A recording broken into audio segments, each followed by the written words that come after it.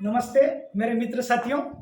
आज मैं आपके बीच में विषय लेकर आया हूँ ग्रामीण एवं शहरी लाइफ स्टाइल। जी हाँ, मैंने इस विषय का चुनाव इसलिए चुना है कि चूंकि मैं करीब 25 साल ग्रामीण क्षेत्र से मेरा वास्ता रहा है। ग्रामीण क्षेत्र में मेरी पैदाइश है, ग्रामीण क्षेत्र में पढ़ा लिखा बड़ा हुआ हूँ और मुझे 25-26 साल गाँव में रहने का मौका मिला। शहरी क्षेत्र की बात करें तो मुझे लगभग 25-26 साल शहर में हो गए, मतलब मेरी लाइफ का अर्धशतक हो गया दोनों जगह मिला के। इसलिए मैंने सोचा कि क्यों ना ग्रामीण एवं शहरी लाइफ स्टाइल पर एक वीडियो बना लिया जाए। तो मित्रों, आपके और हमारे बीच में दूरी न बढ़ाते हुए मैं वीडियो शुरुआत करता हूँ। सबसे पहले हम बात करते हैं उठने की। मॉर्निंग में जहाँ तक उठने का टाइम है, हमारे ग्रामीण भाई अधिकतर, क्योंकि उनका खेती का व्यवसाय है, पशुपालन उनका मुख्य व्यवसाय है, तो वो लोग जो उठते हैं तो वो लगभग 5 बजे करीब करीब उठ जाते हैं। 95% ग्रामीण क्षेत्रों में 5 से 6 के बीच में करीब करीब उठ ही जाते हैं, 5:30 बजे तक। और शहरी स्टाइल की हम बात करें तो शहर में लगभग प्रतिशत अर्ली उठने वाले का, जो हमारे दूध वाले भाई है, केलो वो भी गाँव से आते हैं, या पेपर बांटने वाले हुए, या सब्जी मंडी का जो व्यवसाय करते हैं, या जो रेलवे में का जो रेलवे बस स्टैंड वाले भाई, ये सभी लोग जो है इनका उठने का टाइम जल्दी रहता है, करीब करीब 5 बजे। बाकी अगर 80% हम बात करें तो लगभग शहर में वही 6, 6:30, 7 बजे तक लोग अधिकतर उठते हैं यहाँ पे। तो जहाँ तक एक्टिविटी का सवाल है तो हमारे जो खान पान वगैरह का भी है, तो इसमें ग्रामीण क्षेत्रों में अगर बात करें हम भोजन प्रसादी का, तो भोजन का टाइम वो लोग 9 से 9:30, 10 बजे के बीच बीच अधिकतर ले लेते हैं, 90%। और शहरी क्षेत्र की हम बात करते हैं तो 8-9 बजे तक ये लोग नाश्ता ही नहीं बढ़ते, 10 बजे तक। और भोजन इनका अधिकतर घरों में लगभग 11, 12, 1, 2 बजे तक चलता है। यहाँ पर भोजन का टाइम मॉर्निंग में ये है। रात्रि शयन का है तो हमारे ग्रामीण क्षेत्र के भाई खेती का कामकाज व्यवसाय करते हैं, तो उनका उठना बैठना निश्चित एक समय है, उनका दिन भर काम करते हैं, तो उनका सोने का जो टाइम है वो 9 बजे से लेकर 10 बजे तक के बीच में अधिकतर ग्रामीण सो जाते हैं, 10, 10:30 बजे मैक्सिमम। शहरी क्षेत्र की बात करें तो यहाँ का जो अधिकतर सोने का जो टाइम है वो 10:30, 11, 12, 1, 2 बजे तक यहाँ पर लोग सोते हैं, करीब करीब 2 भी बज रही है आजकल। तो दोनों में ये अंतर है। मेन हम बात करें व्यवसायिक दृष्टि से तो ग्रामीण क्षेत्र का जो पूरा खेती और पशुपालन के ऊपर इनका व्यवसाय है, और शहर में का जो है ये इनका अधिकतर लोग सर्विस करते हैं या अपना व्यापार करते हैं। और ग्रामीण क्षेत्र के जो हमारे भाई लोग काम करते हैं उनको लगभग 40 से 42 डिग्री में काम करते हैं, खरी पसीना की करते हैं। उनका 42 डिग्री में काम करने का सभी का आदत हो गया। पैसे वाला 100 बीघा जमीन है तो वो भी कर लेगा, न किसी के पास 2 बीघे जमीन है तो ही कर लेगा, यानी औसत ये बंधु 42 डिग्री में काम करते हैं। और हमारा जो एक वर्ग है शहर में वो अधिकतर 22 से 25 डिग्री के बीच में काम करते हैं, जो ऑफिस स्टाफ है। उनके एसी चलते, पंखे चलते हैं, तो उनकी लाइफ स्टाइल थोड़ी अंतर है। अब हम बात करते हैं दोनों की कि गोल सेटिंग की। गोल सेटिंग में क्या होता है दोस्तों कि एक बजट बना के, तो ग्रामीण क्षेत्र में क्या होता है, गोल सेटिंग नहीं होता है। अब ध्यान से आप मेरी बात सुनना, दोनों शहरी एवं ग्रामीण क्षेत्र में गोल सेटिंग नहीं होता, यानी गोल सेटिंग यानी टारगेट, लक्ष्य नहीं होंगे। जैसे मान लिया जाए एक उदाहरण के लिए, अगर उनके मृत्यु भोज हुआ तो मृत्यु भोज भी वो अनलिमिटेड कर लेंगे, कई सारी पत्रिका देंगे, याद कर करके देंगे, उनके भाई बंधु आएंगे, अच्छा वो तो नहीं रहेगा, अच्छा वो शहर वाले बाबूजी वो तो नहीं रहेगा, ये नहीं। आज कोरोना के काल में गवर्नमेंट को कदम उठा के 20 या 25 या 50 लोगों को मृत्यु भोज निपटना पड़ा था, मालूम है आपको अच्छे से। और उसमें कई लोगों ने फायदा भी उठाया इसका। लेकिन ग्रामीण भाई ने फिर भी देखा कोरोना काल में हजारों 500 जिम्मा दिए, किस्तों में करके, टुकड़ों टुकड़ों में, 10 इस घर में जिम्मा दिए, 50 उस घर में जिम्मा दिए, 100 उस घर में। मेरे पास ऐसी रिपोर्टिंग आ जाती है दोस्तों, ग्रामीण से मेरा ताल्लुकात है सभी दूर।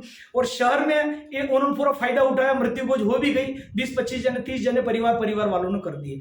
और ग्रामीण क्षेत्र वाले में क्या होता है कि आज भी अगर मौसम वगैरह करते तो 2,500, 3-3 हजार कर्जा कर 3-3 हजार पब्लिक को मतलब इन्वाइट कर लेते हैं, कर्जा हो जाता है, बच्चे उस कर्जे से पनप नहीं पाते हैं। शहरी में क्या होता है कि अगर ये मृत्यु भोज करते हैं तो छोटा करते हैं, ज्यादा बड़ा स्तर का नहीं करते हैं। आप जानो 200-250 में पगड़ी कर लेगा, 300 पॉपुलेशन हो गई, बहुत बड़ी बात है इनकी, ज्यादा 300 लोग, छोटा सा प्रोग्राम करेंगे, उसका खर्चा भी कम आएगा। एवरेज इनका मृत्यु भोज 1-1.5 लाख रुपए में शानदार कर लेते हैं। ग्रामीण क्षेत्र का मृत्यु भोज 3-4 लाख रुपए में जा रहा है। तो यहाँ हमारे अंतर है दोनों में।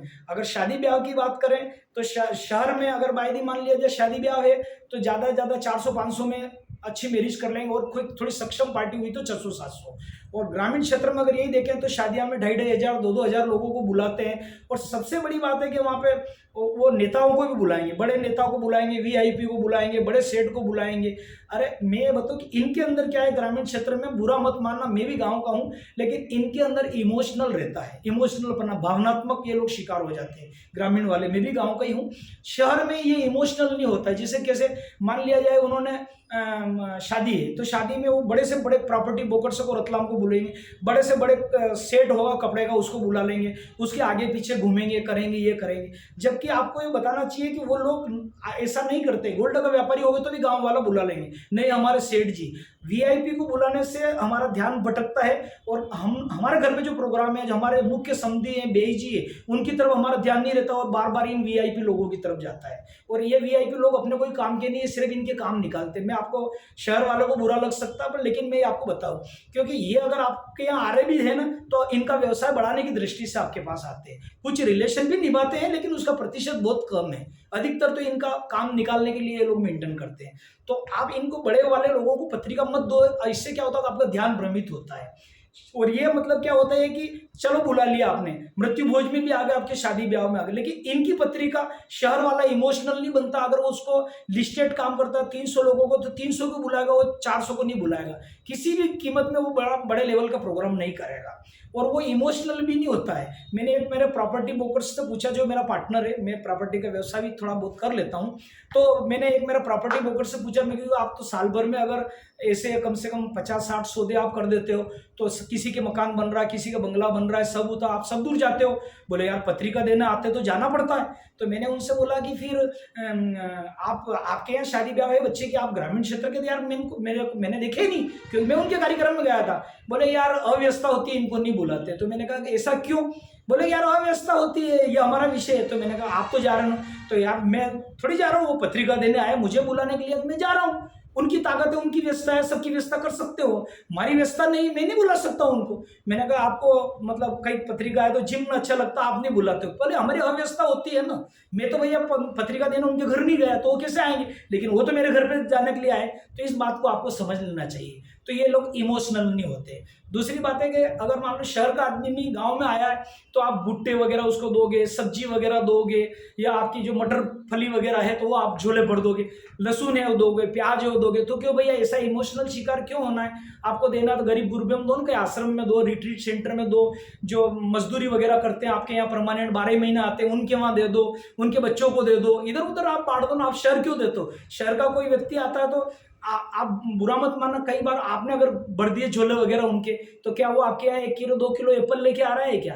कि क्या वो अंगूर लेके आ रहा है कि 1-2 किलो आपके यहाँ? बहुत कम प्रतिशत उंगली पे गिनने वाले जो ऐसे लोग शायद शहर के लेके जाते होंगे। इमोशनल शिकार नहीं होना। कभी कभी आपको ऐसी उम्मीद है कि चलो यार मैं सेठ जी के वहां जा रहा हूँ, गाँव वाला आ जाता है कि मैं तो वहाँ भोजन कर लेंगे या चाय पानी हो जाएगी, और उनके व्यवहार में आपने पहली बार देखा, आपने घर पे भोजन ही नहीं किया। क्योंकि गुरुदेव बोलते हैं कि अगर घर से जो आदमी भोजन खा के निकलता है, उसके सारे काम शहर से चुटकियों में होते हैं, वो फटाफट काम करके 3-4 घंटे निकल जाएगा शहर से। लेकिन अगर मान लिया जाए थोड़ी सी आस रह गई, चलो अपन जा रहे हैं वहाँ तो अपने परिचित है, वहीं खाना खा लेंगे, वहाँ ये कर लेंगे, और मालूम पड़ी कि शहरी वाले भाई के 10 काम है, उसने आपके घर से उसकी वाइफ ने पूछ लिया भाई साहब चाय वाय चलेगी क्या? क्योंकि यहाँ तो ऐसे ही होता है, चाय वाय चलेगी क्या? अधिकतर ग्रामीण क्षेत्र में थोड़ी है कि आपको मतलब चाय भी आपने पिला दी और खाना तो खा के ही जाना पड़ेगा, क्योंकि आप लोग बहुत इमोशनल होते हो। मैं आपको रियली कह रहा हूँ, क्योंकि अगर गाँव में आप कहीं भी गए तो चाय भी पिला देंगे, ये पिला देंगे। और दूसरी बात एक और ये है कि आप चाय पिला दोगे, खाना खिला दोगे, उसको रवाना कर दोगे, यहाँ बोलेंगे चाय वगैरह चलेगी क्या? आपके नजदीकतम हो तो चाय पिला दी तो बात अलग है भैया, बुरा मत मानना मेरी बात को, एकदम मैं क्लियर बोल रहा हूँ आपको। फिर क्या होता है, अगर आपको यहाँ पे अपना कोई काम कर रहा, मैं एड्रेस भी पूछा, तो अगर मान लो आप ग्रामीण में मैं जाता हूँ कहीं भी, मैंने पूछा कई बार कि यार आपका ये एड्रेस कहाँ है, फलाने जाने की है, फलाने मुझे नारायण जी कहाँ मिलेंगे, इनका मकान किधर आ गया? तो गांव के लड़के बोलते लो मैं भी आई रो साहब, आपके कार में बैठे लो। तो वो गाड़ी में बैठ जाते हैं, जहाँ नारायण जी का घर रहता है मुझे वहाँ छोड़ देते जाके। शहर के बंदे को आपने किसी को पूछा कि क्यों है यार साहब यहाँ पर ये फलाने राजमल जी का मकान किधर आ गया है, जो भी उनका नाम है, या श्याम जी का मकान किधर आ गया है, तो वो बोलेगा आप इधर आए, थोड़ा सा बाहर आ गया तो बहुत बड़ी बात है, आ जाएगा। बोले यहाँ से राइट निकालना, फिर उधर से लेफ्ट मारना, फिर उधर सामने पीपल का झाड़ आएगा, फिर उधर से लेफ्ट मारना, नीम का झाड़ आएगा, नीम के पास में ही एक सफेद कलर की कार पड़ी, वो उनका घर है। अब वो बेचारा जिधर जाए उधर सफेद कलर की कार पड़ी, जिधर जाए उधर नीम का झाड़ और पीपल का झाड़ मिले, उसको मकान नहीं मिलेगा। वो कम से कम 4-5 जनों से ग्रामीण वाला पूछेगा तब जाके मकान मिलेगा। तो ये लोग मतलब आपको समझना होगा सोसाइटी में। मेरा इस वीडियो का मतलब ये है। एक और खास मुख्य बात आपको मैं बता दूं कि जहां तक अपनी एजुकेशन स्टाइल का सवाल है। तो ग्रामीण क्षेत्रों में बच्चों पैसा वगैरह खूब होने के बाद वो एजुकेशन पे ध्यान नहीं देते हैं। इसके कारण क्या होता है कि वो खेती कर रहे हैं, उनके बच्चे ही खेती करते हैं। हालांकि आजकल तो मैं ग्रामीण क्षेत्र में देख रहा हूँ कि बहुत सारे लोगों के बच्चे हॉस्टल में पढ़ रहे हैं, इंदौर में पढ़ रहे हैं, भोपाल में पढ़ रहे हैं, IIT की तैयारी कर रहे हैं, निकाल रहे हैं। न्यू जनरेशन में चेंज आया, नो डाउट, जो बात है वो सच्ची बता रहा हूँ गांव में। लेकिन फिर भी ग्रामीण क्षेत्र में अभी एजुकेशन का बहुत अपने को ध्यान देने की जरूरत है। यदि हमारे बच्चे अच्छे पढ़ेंगे तो हमारी भी लाइफ स्टाइल शहरी जैसी हो जाएगी। नो डाउट आपके बच्चे कलेक्टर बनेंगे, SP बनेंगे, न्यायाधीश बनेंगे, और एक आपको लगेगा कि नहीं हमारा सारी मेहनत सफल हो गई। तो बच्चों की शिक्षा के ऊपर आप ध्यान दो ज़्यादा से ज़्यादा। आज लोगों के पास मैंने देखा 10 बीघे जमीन ले ली, 10 बीघे और जमीन ले ली, 1 बीघे का बाड़ा उन्होंने बना लिया, 4 बीघे का बड़ा बाड़ा बना लिया जिसमें ट्रैक्टर में सब चले जाते हैं, लेकिन एजुकेशन नहीं है बच्चों का। शहर की आप देखिए, भले उसके बाद 15-50 का प्लाट है, 15-50 का मकान बना लिया, डबल मंजिल मकान बना लिया उसने, उसके बाई पोछे लगाने के लिए आती है, उसके पास कार है, बाइक है, कलर टेलीविजन है, प्रॉपर्टी उसकी वाइफ के पास भी गोल्ड है, सब कुछ मिलेगा। और शहरी क्षेत्र में इतना सब होने के बावजूद भी इन चीज़ों का अभाव है। क्यों अभाव है? कि लाइफ स्टाइल सही नहीं है। उनका जो एक टारगेट बनाना चाहिए लाइफ स्टाइल का, वो उन्होंने टारगेट नहीं बनाया है ना। तो अपने को एक बजट बनाना चाहिए हर चीज़ का, और ये करना है तो ये निश्चित रूप से आपके लिए अच्छा रहेगा, और जो शहरी लाइफ है वो ही आपकी हो जाएगी। तो इस टाइप से मित्रों मैंने आपको बताया कि बच्चों का एजुकेशन के ऊपर आपको ध्यान देना है। और शहर के बच्चे आप देखेंगे अधिकतर मतलब बड़े बड़े पदों पे आपको इन्हीं के बच्चे मिलेंगे। उसका एक कारण क्या है? शुरू से बच्चों को एजुकेशन किया, हायर से हायर कोचिंग दिया और उनको अच्छा पढ़ाया लिखा। एक और बात है स्वास्थ्य के प्रति, अगर हम आप देखें तो शहरी क्षेत्र में आप देखिए हेल्थ के प्रति बहुत जागरूक रहेंगे, हेल्थ की पॉलिसी लेकर रख गए। अगर इनको बाईपास कराना है, बीमारी हो गई, तो चाहे 20 लाख 25 लाख रुपए भी आएगा तो ये मेडिकल पॉलिसी लेके रखते हैं। 90% शहर में लोग मेडिक्लेम लेते हैं। ग्रामीण क्षेत्र में अगर मान लो 5 लाख 10 लाख की कोई बीमारी हो गई तो 1-2 बीघे जमीन ही बेचते हैं, जबकि मेडिक्लेम की प्रीमियम 20 से 25 हजार रुपये आएंगे, ये लोग नहीं रखेंगे। दूसरी बात है इनका कार का इंश्योरेंस नहीं होता है, कई बार कार ठुक जाती है, ट्रैक्टर का इंश्योरेंस नहीं रहता है, जबकि इनको करवाना चाहिए। शहर में कार का इंश्योरेंस रहेगा, कुछ एक्सीडेंट वगैरह भी हो गया तो उनका पूरा बीमा कंपनी उनको लाभ दे देती है। और उसके अलावा टर्म प्लान है, ये लोग टर्म प्लान भी करके रखते हैं शहरी वाले। अगर मर कर गए हैं मान लो तो 50 लाख 1 करोड़ रुपए इनको घर वाले मिल जाएंगे, तो बच्चे के ऊपर लोड नहीं पड़ेगा। अगर मान लो मैंने ग्रामीण क्षेत्र में पॉलिसियां दी है और भाई लोगों ने भी दे रखी है, तो वो पॉलिसियां उनकी या तो लेफ्ट से पड़ी है या बहुत कम चल रही है, तो वहाँ नहीं रहेगा। तो आपको हर क्षेत्र में बजट बना के एक एक्टिविटी में सुधार करना पड़ेगी, तो शहरी और ग्रामीण क्षेत्र में ज़्यादा अंतर नहीं रहेगा। कार्यक्रम सोशल एक्टिविटी करना है, जैसा शहर वाले करते हैं वैसे आप रखिए, और व्यवहार में आप ये देखिए परखिए, शहर वाला आए कोई आपके यहाँ पे तो ज़्यादा प्रभावित नहीं होना है। आप देखिए शहर वाला अगर ओपनिंग करेगा दुकान की, तो वो मतलब अगर मान लो उसको सोने का शोरूम खोलना है, गोल्ड का शोरूम या चांदी का या कपड़े का शोरूम या कुछ भी डालना है, तो वो पूरा गांव में पत्रिका देगा। और गांव वाले लोग हैं सेठबा को निमंत्रण आयो, सेठबा को निमंत्रण आयो, सेठबा को निमंत्रण नहीं आयो है, सेठबा के वहां जाओगा आप तो अपना व्यवसाय बढ़ा रहे हैं। व्यवसाय बढ़ने के बाद अच्छा परिचय होगा, आपकी दाढ़ी भी बनेगी, कटिंग भी होगी और मसाज भी होगी। आप थोड़ा इमोशनल पनों से प्लीज आप गाँव वाले निकलो आप, क्योंकि मैं भी यहाँ शहर में आया तो मैं 7-8 साल तक तो लोगों ने मेरे को इमोशनली शिकार किया है शहर में आके।